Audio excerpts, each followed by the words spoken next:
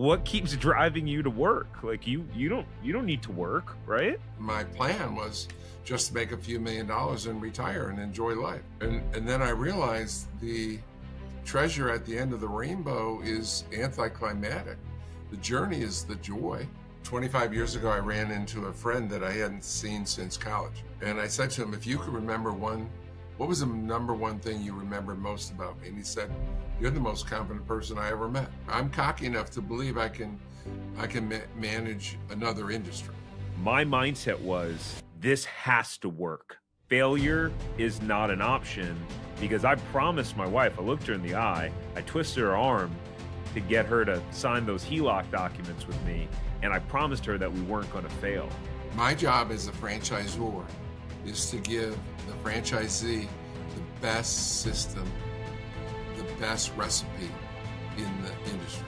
Lots of times people are tasked with things they don't like to do. And if you don't like to do it, are you going to do it well or poorly? Oh, it was one of the worst chapters of my life. So it's a long story, but I let them fire me. What a brilliant move. You have to do the right thing. And you're never going to be appreciated 100%. Have you ever heard of Jackson Hewitt or Liberty Tax? Now, if you're human and live on planet Earth, then the odds are that you have. Jackson Hewitt grew to over 6,000 locations at one point, and Liberty Tax over 4,000 locations. And then in this episode, I sit down with the founder of those brands, John Hewitt. In 1997, he sold Jackson Hewitt, forget this, over $480 million. And just a year later, he founded Liberty Tax and built that to a multi-$100 million company as well. Now, one of my questions was, well, didn't you have a non-compete after you sold it? And you got to hear about how he circumvented that and was able to still go ahead and start building another tax brand. It's pretty genius. Now, he's won some of the most prestigious entrepreneurial awards, like the Ernst & Young Entrepreneur of the Year Award. And John and I's conversation was simple, but really profound. What does it take to win and be successful in business? We talked about John's confidence level and how to build mental toughness. We also unpacked some of his strategic moves that he made that were some of the secrets of really his company's explosive growth and success. Now, guerrilla marketing was an area that he mastered, and we chatted specifics about how he used guerrilla marketing to grow his brands and how you can use it too. Then we talked about a really dark period in his life when he was ousted as the CEO of Liberty Tax by his board, which eventually led to them declaring bankruptcy years later. Now, this is a watch until the end of the episode with a legend, and not just franchising, but in business. Now, if you want to buy a franchise in the next 12 months, you should check out my free franchise masterclass at franchiseempire.com. And if you want to work with me and my team on finding or buying a franchise or resale business, then you can go to franchiseempire.com/check territory, and you can schedule a free call to see what's available in the area. The link is also in the description below. With that said, sit back, relax, and enjoy the episode. Welcome to the Franchise Empire Show. They say Rome wasn't built in a day, and building your empire doesn't happen overnight. My name is Tarek Johnson, and owning franchises is what helped me go from employee to employer and start building my empire for my family. So this podcast is for you, the empire builders. For those of you who want to build something that stands the test of time. This is for those of you who are crazy enough to believe that you can make the dream in your head come to life. This podcast is all about bringing you real people who are building real empires so you can get inside their mind and heart and get proven strategies and actionable insights that will catapult you to build, grow, and scale your empire. We'll jump right in then, because this is that's actually a segue into my first question, which is, you founded two of the largest tax franchises in the United States. I was reading that one sold for over $480 million back in 1997. And so I can't be the first person to wonder and think and ask you, what keeps driving you to work? Like you don't need to work, right? Yeah, the second one also became a $500 million company. So, and the when I was a kid, I was cocky. I grew up poor, but when I was in high school, I knew I was going to get rich. I didn't know how, but I knew I was going to get rich, and my plan was just to make a few $1 million and retire and enjoy life. And then I realized the treasure at the end of the rainbow is anticlimactic. The journey is the joy, and I've brought in 5,200 franchisees who had hundreds of and thousands of employees, and I've changed tens of thousands of people's lives. And that makes drives me every day to change lives, improve the world. Mm. You said as a kid that you grew up poor, but you knew that you were going to be rich one day and make a lot of money. How did you know that? Where did that come from, stem from? What gave you that confidence to know that that would happen? I'm not positive, but I had about 25 years ago, I ran into a friend that I hadn't seen since college in 25 years. So, and I said to him, if you could remember what was the number one thing you remember most about me? And he said, you're the most confident person I ever met. So I've always been self-confident. I guess, Tarika, comes down to this. Uh, Let me say it this way, that I was reading or listening to a radio broadcast by Kathy Lee a few years ago, and she had written a book. And in the book, one of her chapters is The Age of Bliss. And she talks about that in life, everyone thinks they can be a superstar until they're 7, 8, 9 years old. You can be Superman, you could be Batman, you could be President of the United States, you could be anything. And then people start beating you down. Your parents, your friends, your enemies, they say, oh, you'll never be able to do that. And she said, she said, a lecture to adults, you guys need to get back to an age of bliss. And I realized when I heard her interview that was one of the way I'm different from other people. They never beat me down. I've lived an age of bliss where I thought I could do anything. Mm. Well, did you ever have an obstacle early on that started to create doubt or uncertainty that will I really be able to make this happen? Or it's harder. I think some people have that confidence, but then they realize that it's harder than they thought. So did you ever have a moment like that? Well, God doesn't put anyone here to skate. I've faced plenty of obstacles and overcome incredible adversity, taking pummeling and beating, and I was eviscerated, had lots of problems, but I've never ever had any 24 hours go by where I thought I couldn't do it. When I'm a and I think maybe part of that is my earlier success, but I started as a great chess player when I was 9 years old. And so when chess, you're always thinking about, well, if they do that, I'll do that. And if they do that, I'll do that. And so I've always had been blessed with great vision. And I've never been beaten down. When they beat me down, I always get back up. My intention with this podcast is to help you build your empire. If you've gotten a single piece of value, one of the best ways you can help me and the podcast is to simply press the like button on YouTube. Lastly, share this podcast. Share it with someone who who is an empire builder. Imagine the impact you can have by helping them learn something that can build their business and empire. People will associate the value they got from this information from you, the person that shared it with them, all because you shared it with them. I appreciate you and your support. Let's get back to the episode. Yeah, it's interesting because I'm a firm believer that I used to travel the country and speak for Tony Robbins. And Tony would say that 80% of success in anything, whether it's business, health, family life, 80% of your success was mental and 20% was strategy. And his kind of supporting theory around that was, well, everyone knows the strategy. You can look up the strategy online pretty easily. Right? It's the mental side. It's like, okay, if my strategy is to be in great shape, I already know I got to take in less calories that I burn. I got to go to the gym. But it's like in those moments of laziness, feeling tired, lack of discipline, what happens in those moments?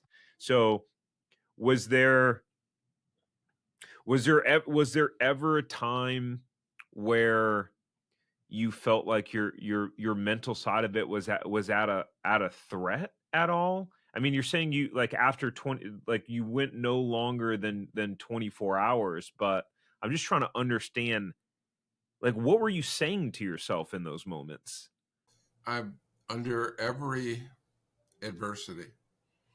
I'm I'm I never spend any time on what if, that if that hadn't happened, if I hadn't made that mistake, then what would happen? It's a waste of time. So I'm always looking at the future, and I'm the most forgiving person you ever meet, with employees and enemies and detractors. But I'm always looking for, this is where I am today. That's where I'm going to go, and thinking about different strategies. And if this happens, I do that. If that happens, I do this. I take this path. I'm always looking for the path to the goals that I'm after. And believe me, I've been beaten down. And in my book, I talk about some of them. I have a book that available to your listeners if you like it, that I'll send them one for free. But it's called I Compete, and I just love competition, and I give it my all. And again, they never discouraged me into stopping. Now, you you founded Jackson Hewitt, right? Yes, And then you went on to sell that in 1997, and then in 1998 you started Liberty Tax, right? And was that the one where you acquired a Canadian? Which one was the one where you acquired a Canadian franchisor and then brought it to the U.S.? that was Liberty Tax, Liberty Tax. and we acquired them and opened in January of '98. 98. So my question when I read that, my first question was there not a non-compete in place or anything like that? Like, how did that process work? Jackson Hill was a public company, and they were in all 50 states, and but they weren't in Canada. And I started working for H&R Block when I was at the University of Buffalo, and which is a stone's throw from Canada. So I had done Canadian tax returns. So they never occurred to them. And of course, I would have never agreed to a non-compete that covered a place where they didn't have any offices. So, so Jackson Hewitt wasn't in Canada. They've never gone to Canada. Liberty Tax is still a strong number two player, top 100 retail chain in Canada. And then after my non-compete ended in the U.S., then I came back in a big way in the U.S. What a brilliant move. So talk about playing chess. Was that when did you know that you wanted to buy Liberty Tax or at least go into the Canadian market and kind of plan that strategically? Did you know that as you were finalizing the transaction afterwards and you thought, what's next? I reached the milestone again. Now I need another journey to, really keep me busy. Yeah, that's kind of exactly what happened. When I left Jackson Hewitt, I took four of my top people with me. And so we didn't decide what we were going to do right away. I had a non-compete, so we couldn't do anything in the U.S. in any big way. We couldn't open within 25 miles of a Jackson Hewitt office, and they were everywhere, virtually. So And for how long? What was the period of the non-compete? 3 years, 3 years. three taxes. So we were looking for something to do, and we're looking to acquire a franchise uh, going to a different. I'm cocky enough to believe I can manage another industry, and now that with loyalty brands, I've proven that. But what we thought we could go into any industry, and we wanted to be in franchising, so we were looking at different franchise opportunities.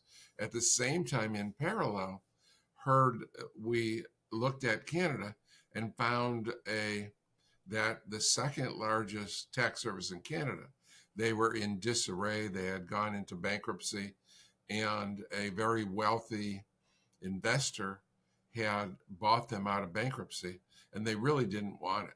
So in parallel, in looking in the U.S., we were negotiating with the Canadian failed franchise organization, and we were able to acquire that. And of course, that's my expertise. This is my 55th tax season. I fondly call myself the great granddaddy of tax. You can make a mascot out of that. And I have 4 great grandchildren, so that has It has some validity. validity. That's funny. And given that you guys use that mascot there at Liberty Tax as a great marketing tool, I do want to talk about that in a little bit. But you could maybe you could find the great granddaddy mascot. I think that could be interesting. Could be like the Santa Claus of taxes. Yeah, to me that would look sort of like a Colonel Sanders or Uncle Sam, something like that. So let's that's the natural place to shift to, and then I want to talk about just franchisee success as a whole. But one of the things you guys were known for was that guerrilla marketing tactic for Liberty Tax and dressing up in the Statue of Liberty. Where did that idea come from? Who came up with that idea? Because that turned out to be one of the most successful ways that you guys attracted attention, right? Yeah, exactly. When we first started Liberty Tax in 2000, because I had sold the public company, I was still kind of infamous or famous on Wall Street. So we go to Wall Street every year and talk to investors and keep my contacts alive. When I first started going out and talking about Liberty Tax, people said, Liberty, who's that? They heard of Jackson Hewitt, but they never heard of Liberty. Within about 3 or 4 years, every time I mentioned Liberty Tax, oh, you're the ones with the dancer in front. You're the one with the costume figure. And so, yeah, I read a book just before I left Jackson Hewitt called Guerrilla Marketing. And it was a great testament of why use guerrilla marketing and how effective it is. And actually, the cost per customer when you use guerrilla marketing is far less than when you use traditional TV or radio or back then newspaper or direct mail. Of course, there was no internet when that book was written in the early 90s. And the cost is much less expensive. And so I fell in love with guerrilla marketing just a year before the company was sold. And we invented little donut boxes that said Jackson Hewitt on it. And we would buy donuts, like 3 or I forget how many donuts it held, like 3 to 5, and we delivered them business to business at Jackson Hewitt. But we never had a Jackson Hewitt costume, because what would that look like? I mean, it wouldn't be good to have a picture of me, right? So what was a Jackson Hewitt costume look like? So what happened, I've been blessed in so many ways, so many times. The way we invented the name Liberty Tax is we had, remember I left with 4 of my people. We had 100 names of all kinds of different companies. I couldn't use Hewitt anymore because of my non-compete and the agreement I had signed, but we were looking for a name and we couldn't find one. And then I was driving down West Sahara Boulevard in Las Vegas, and there's this 50-foot replica of the Statue of Liberty in front of this little Liberty shopping center. And I said to myself, wow, everyone within 10 miles of here has to know where this is. And I bet you parents are bringing their little children and taking their picture in front of the Statue of Liberty. I mean, you're in Vegas, right? And that's 3,000 miles from New York. They may never get to New York, but they're taking their picture. I said, everyone knows where this is. And there was, and there were stories like in the guerrilla marketing, like there's a big chicken used to be, I don't know, in Atlanta. I don't know. It was called the Big Chicken. And there was a store with this huge 50-foot chicken head on top of it. And so everyone knew where that was. And of course, I didn't invent costume characters. McDonald's had a Ronald McDonald's, and Burger King had a little king. Wendy's had a little red-haired wigged girl. Chick-fil-A still has a cow out on occasion. So I didn't invent it. But when we started Liberty, what an easy way to get brand name. You know, I had to go against, I've been competing against H&R Block for 41 years now. And they're a household name. Everyone know. I mean, if you say, tell me the largest tax services in the country, 90% of the people would say H&R Block. How many would say, back when we started Liberty Tax, could say Liberty? No one. So we said, we need to break in. You got to get brand name before you can get a customer make a buying decision, right? If they never heard of you, they're never going to come to you. So first thing you got to do is get brand name. And it's so easy. I mean, Tariq, how many businesses do you pass on the way to work each day? Most people pass by hundreds. And I say to them, how many can you remember?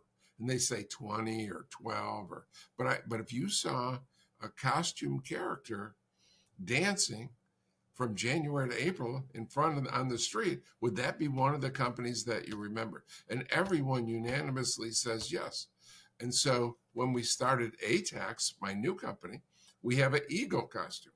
So we have eagle dancers with ATAX signs out in front of our location.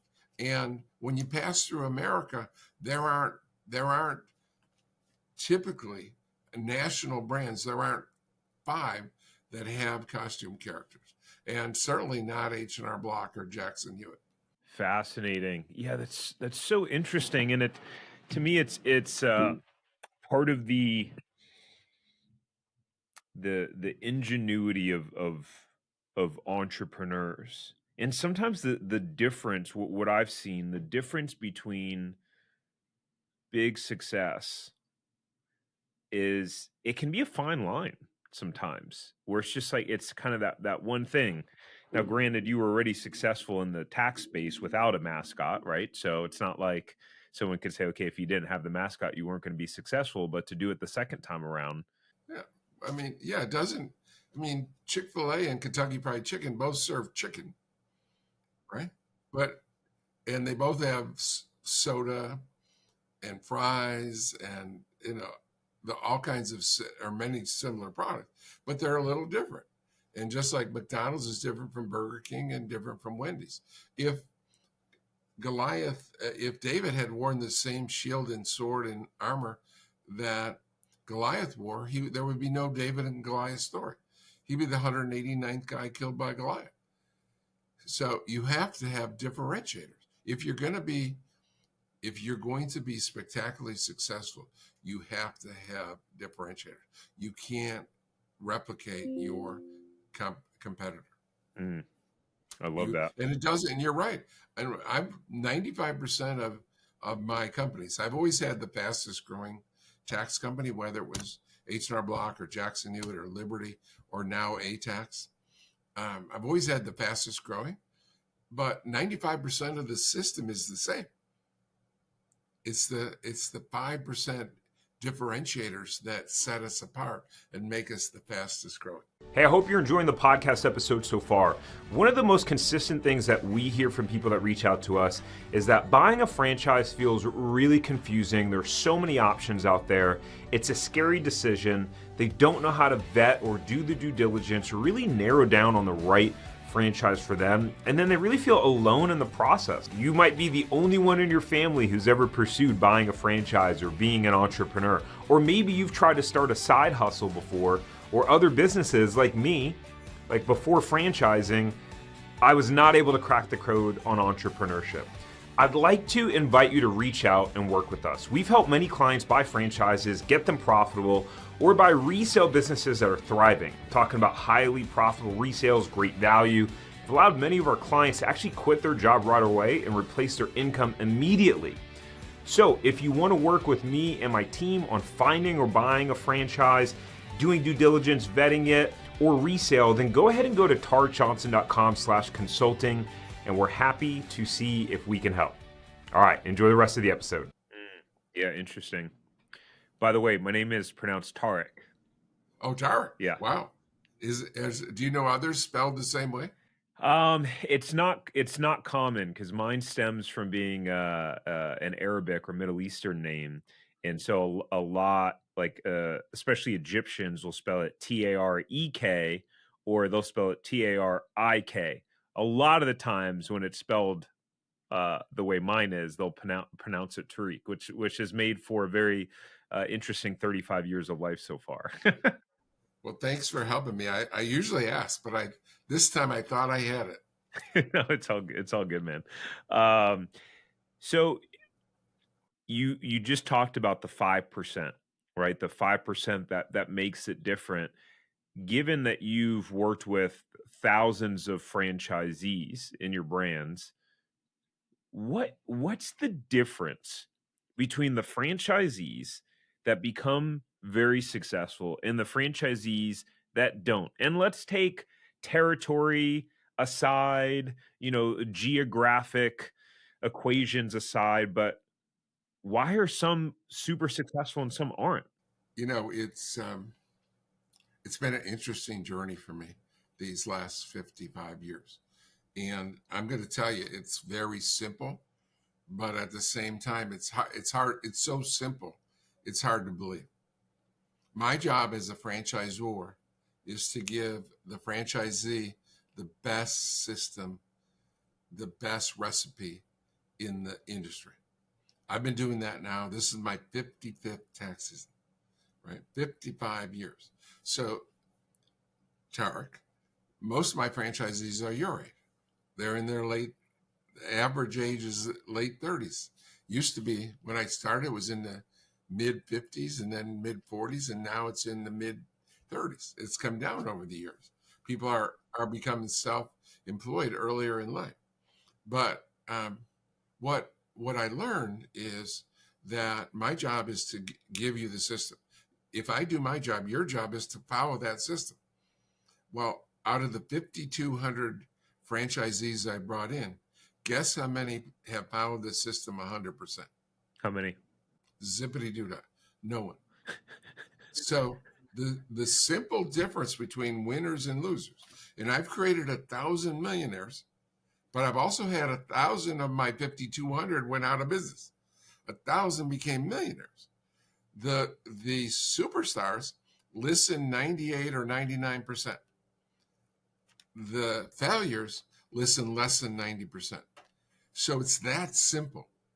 Why would you, if a famous chef gave you a recipe and you couldn't, and you were a chef, you were a cook or a chef, and you went home and you wanted to replicate that, and he said, put in a cup of sugar. Why would you put in a cup and a half or 2/3 of a cup? I mean, why would you change it? But everyone thinks they know better. It's human nature. Do you have children? Yeah, you have 2 kids, 1 and 5, 1 and 4. Yeah, and do they listen? It's human nature. No one listens. No one listens. And I consider my franchisees like children. And not one of them, even after years and years and years, they won't listen. And I can give you some simple examples of things that make us better that they won't listen to if you like. Maybe you'll understand why they won't listen. Would you like an example? Yeah, of course. Yeah. Okay. So one of the things we do better than our competitor is our major competitors, and is that during the tax season, there are 4 busy weeks. The tax season is 15 weeks from January 1st to April 15th. But in 4 weeks, we do more than half our business. So it's sort of like, I live in Virginia Beach. We have our seasonal 3 months. right? And this time of year, you can come to Virginia Beach and stay in a $500 night hotel right on the ocean for $80, right? And so you don't need many hours or many rooms available. But so during that time, I love it because the others don't. One of the things you can do to get more customers, to be more convenient, to exceed customers' expectations, is to expand your hours. So I love driving by an H&R Block office at 8:45 in the morning, and especially when these frigid temperatures are across the country. When it was 26 this morning in Virginia Beach when I came to work. I love seeing customers standing outside and taxpayers sitting inside playing on the computer because they're like a bank and they don't open till 9 a.m. And our franchisees outwork and out hustle and outperform the company employees of H&R Block by opening early.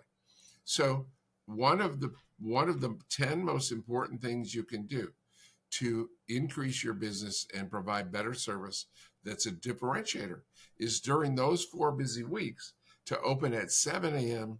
instead of 9 a.m. That's simple. And only 50% of our chain does that. Only 50% does that. So it's simple, but they say things like, well, John, you don't understand. That may work in Virginia Beach, but you don't understand Jacksonville, Florida, or Los Angeles, or Tallahassee. I mean, you don't understand my area. And what I do understand is if one customer comes in during those 12 hours each week that you expand, 2 hours a day times 6 days, it pays for the whole, and many more than one per week come in. And all they have to do is call. They don't even have to come in. They can call at 10 after 7 and ask how much do you charge? What are your hours? And if no one answers the phone, guess what? They call someone else. If they're a new customer, they call someone else. So it's a simple thing, easy to understand, but half of our chain does not do it. Very, very interesting. And, sometimes there can be two people who do the same exact thing, but one person is successful and one person isn't. What's the gray area and what's the difference in that situation? Well, there's many stories to that, but I'll tell you one of my favorite lessons I learned when I was younger than you were, but I was younger than 35. But I was at a block district manager meeting in about 1977, and what block used to do is they would have picnics in just before Labor Day to get the preparers families to get them back into advanced classes and intermediate classes to get ready for the next taxes. They'd have the previous year's employees, and picnics back in the 70s cost $2 a person or something, because you grilled out and they were fun. So one guy, we were in a meeting and I learned a valuable lesson. There was about 18 of us, and one guy said, in Springfield, Massachusetts, they hate picnics. They hate picnics. No one likes picnics. I can't get anyone to attend. He had 175 employees and he could only get 3 people to attend. So the rest of us who had successful picnics were throwing ideas out. Like, instead of just mailing them an invitation, do you call them? Do you have fun things like 3-legged races and water balloon tosses and music? And, oh, yeah, I do all that.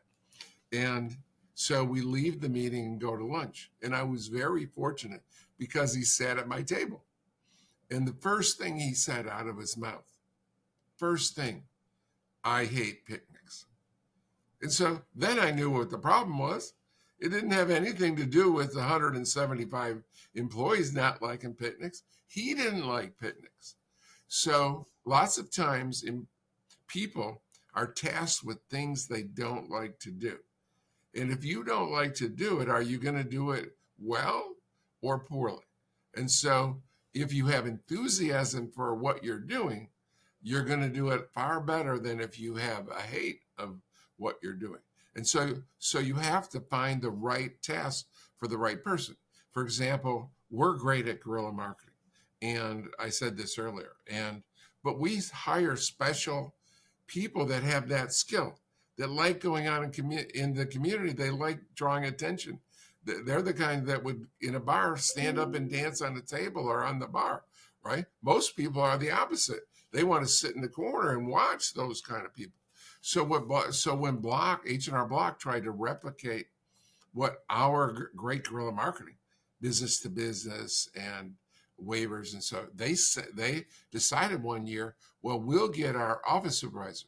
They had 9,000 offices, and we'll get our 9,000 office supervisors out in the community and glad handing, and they'll be a lot better than the Liberty people because they're much more experienced and they're much more well known.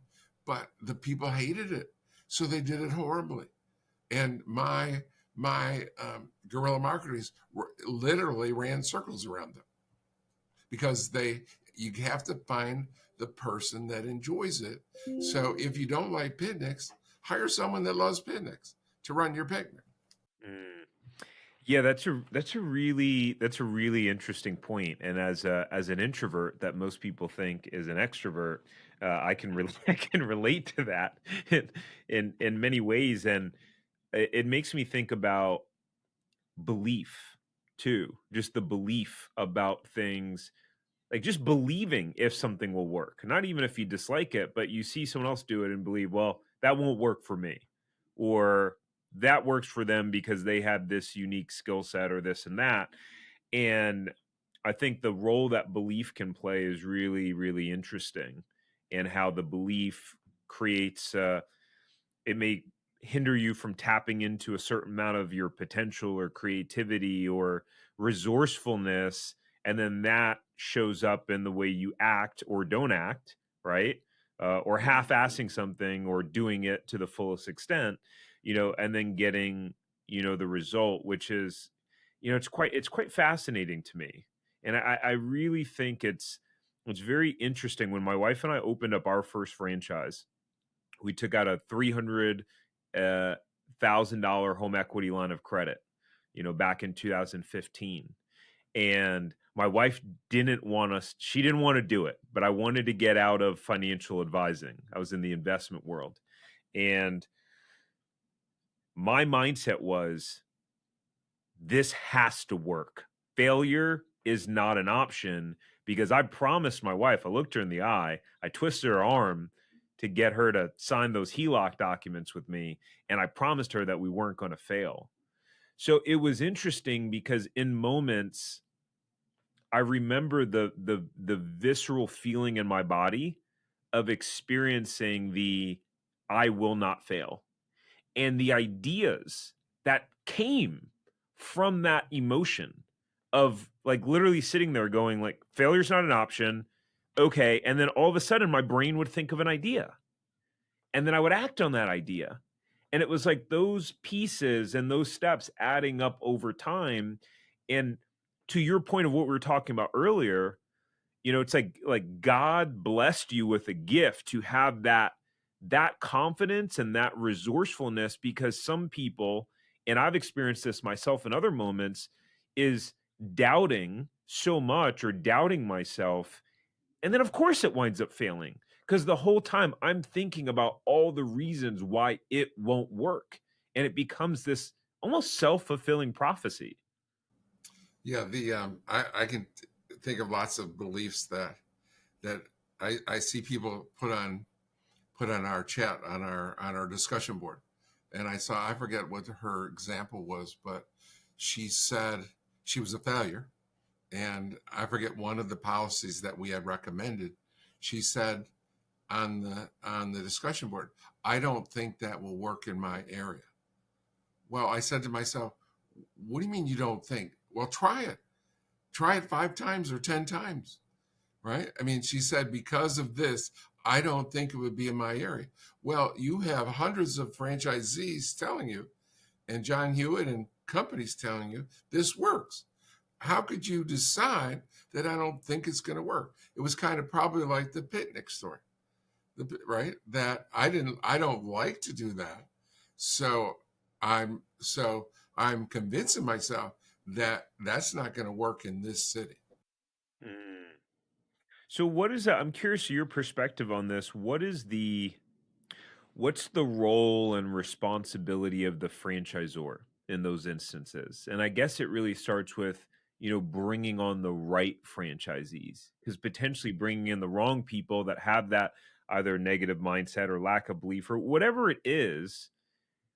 I guess what is the role of responsibility of franchisor versus franchisee? I wish it was as simple as bringing in the right people because that'd make my life so much easier. But after bringing in 5,200 people, I can tell you there are dozens, if not hundreds, that I thought would be successful that failed. And there are dozens or hundreds that I thought would be average or worse and were successful. So I can never read someone's mind and say, are you going to listen 98% or 99%, or are you going to listen 85%? Because everyone tells me I'm going to listen to 100%. Why wouldn't I? I mean, you're the expert. What am I paying money for? You got it all going on. So I wish it was as simple as picking the right people. So I've heard people say that, and that is true, except for I don't know how to do it. I've been doing this for 55 years, and even myself, and I meet virtually every person that comes in. So I get to assess them up front, and I warn them. If I suspect at any point they're going to be a failure, we warn them up front. But the responsibility of a franchisor is I owe you a assessment of how you're doing. Mm. And so let's say starting from day one, first year, that we give you a list, essentially, think of it every day during the tax season. On January 1st, you do this. On January 2nd, you do that. On January 3rd, you do this. And every day. We follow it up with 2 calls a week, reminding you that this is what and giving you examples of what other franchisees are achieving by what they're doing. And occasionally, rarely, but occasionally, there are things that happen in the United States or Canada that are rare that you can take advantage of right now, or in a certain area of the country. Or, for example, 2 days ago, we announced Walmart W-2s are out. So Walmart can go down, so you need to go give your donuts to Walmart because the employees got their W-2s today. So, I mean, there are things you need to do. So what I owe you is not success. I owe you a evaluation of what you're not doing to be all that you can be. So it's obnoxious when you're failing. It's really obnoxious. But I owe you, and I'm going to tell you, Tarek, you're not expanding your hours. That's going to cost you. You had a budget of doing 200,000 revenue. You're only going to do 175,000 because you're not expanding your hours. So when you're not following the system, my responsibility is to you is to hammer it home. I can't force you to do it. You can choose to fail. Now, one of the things that I had read was in 2017 that your board chose to let you go. What what happened in your mind when that happened, and how did you process and handle that adversity, or did you even see it as an adversity? Oh, it was one of the worst chapters of my life. And it was way more complicated than that because I had learned a lesson from Jackson Hewitt. I had controlling stock. So my controlling stock allowed me to appoint more directors. So there was 5 directors, myself and 4 others. I got to appoint those 5, and there was only 4 other directors. So it's a long story, but I let them fire me Oh, because I could have put my mother and my brother and anyone in there. I could have put you on the board and voted for me. So I let them fire me, and I could have, even if they fire me, I could change the board and hire me right back. So it's a way more complicated story. But there was a civil war, and I used the word eviscerated earlier, and I was eviscerated by my enemies internally. And so I had there was 16 people of importance in the company, including the 9 directors. And I had 8 on my side, including myself, and 8 against me. And so it was a long, drawn out war. But yeah, it was a very black period. And I think the only reason that they carried it out is they thought I would quit. They would pull some stunt and they'd put it in the newspaper. And there was a newspaper reporter that loved going after John Hewitt.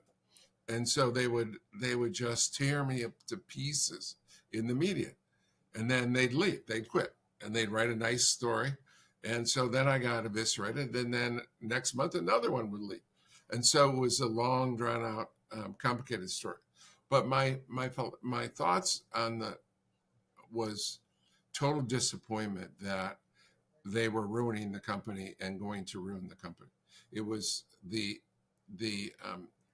head of the opposition was venture capital and private equity, and so many times they ruin companies. So I left in 2018. They lost offices every year since then and went bankrupt last year.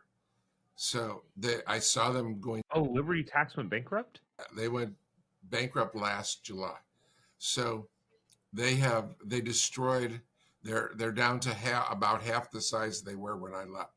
So I saw that coming, but I ended up leaving, and leaving them to their, and they've destroyed the brand. Wow. I'm always fascinated with how people deal with adversity and how resilient they are. And just looking at people that have, accomplished more than me in any given area, whether it's business or health or like I went to start on this new health routine that like only a week in I epically flopped on, and I see folks that can stay disciplined for these sustained periods of times. And it's like I want to get inside their mind. I want to understand what they're thinking, what they're feeling, what they're experiencing that allows them to kind of push through. And what I think about from that story is that there are so many entrepreneurs that will face in adversity that could, if they let it, could eat them alive. So I'm curious how you dealt with that. What were you telling yourself? What were you saying to yourself? And I mean, you said it was a dark period.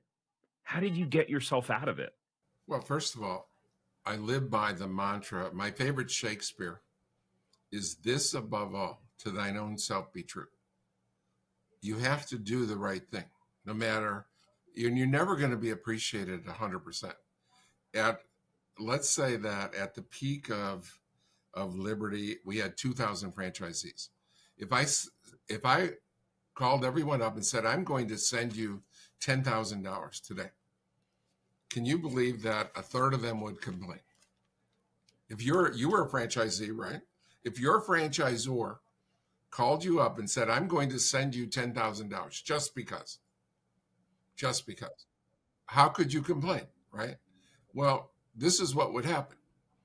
The lowest performers, they could be new or just not listening, and they're not making any money.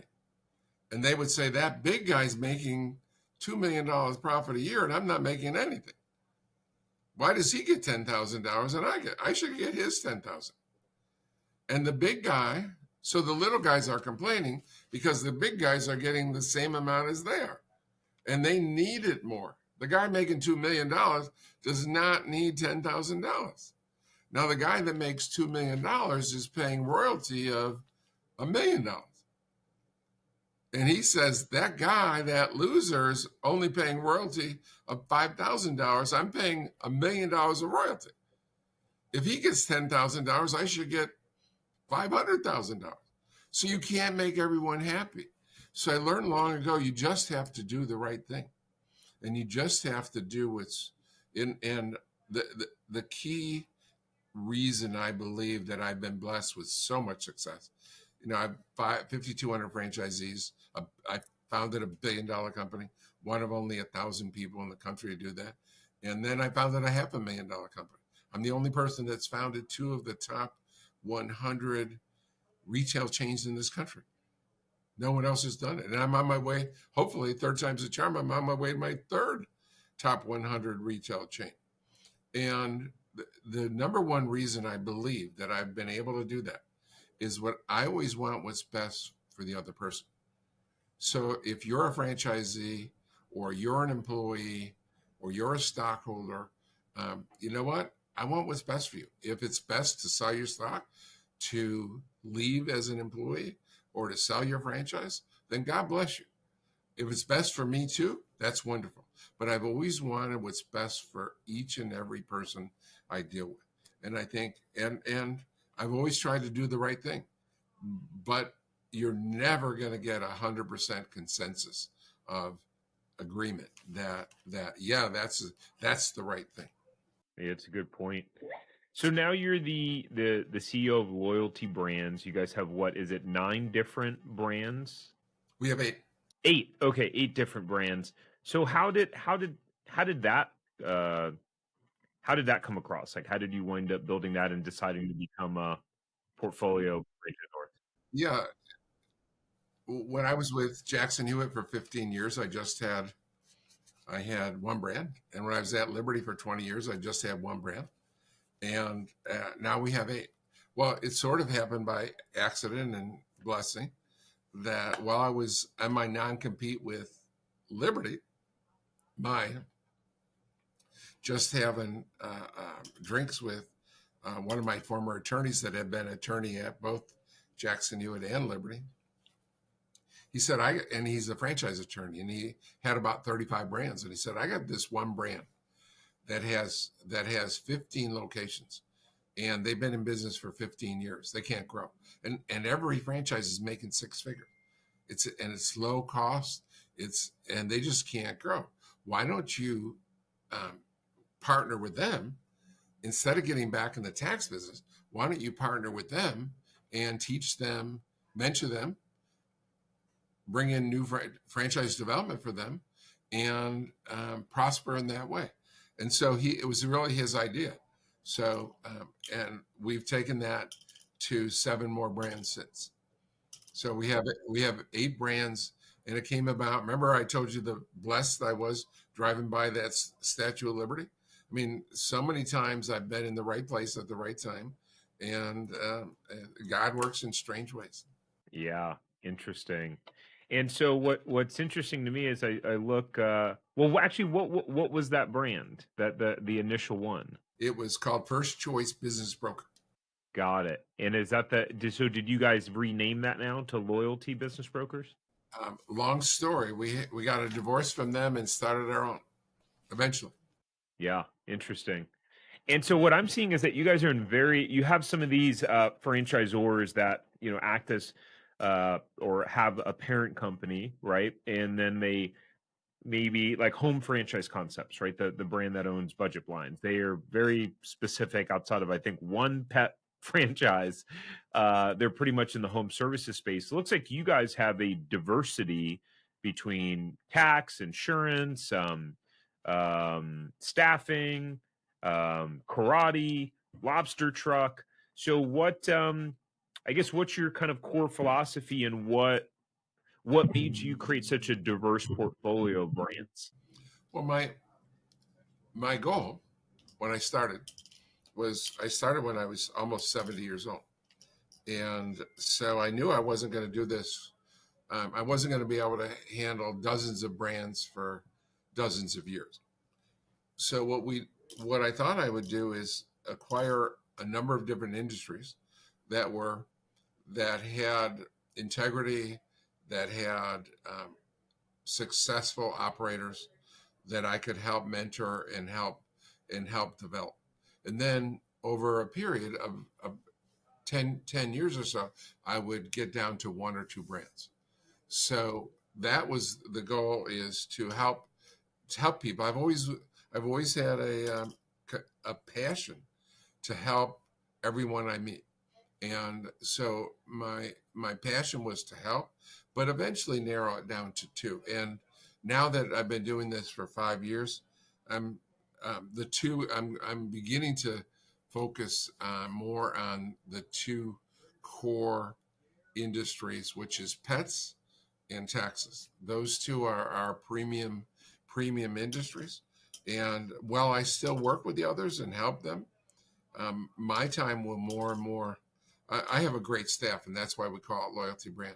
I have 3 people been with me 35 years, 5 people 30 years, 5 people 25 years. So every one of my brands has help, a lot of help. But my personal time, my personal focus over before I turn 80 will be just 1 or 2 brands. Very cool. Awesome. John, well, thanks for making the time and reaching out. And yeah, I learned a lot and enjoyed hearing about your story. Thank you. It was my pleasure. Hey, before we go, thank you so much for listening to this episode. Please subscribe here on YouTube if you haven't already. And the biggest thank you that you could ever give me is to share this episode with someone who you think will benefit. That means that we can share this message with more people and hopefully positively inspire them like we have you. So thank you. And until next time, go build your empire.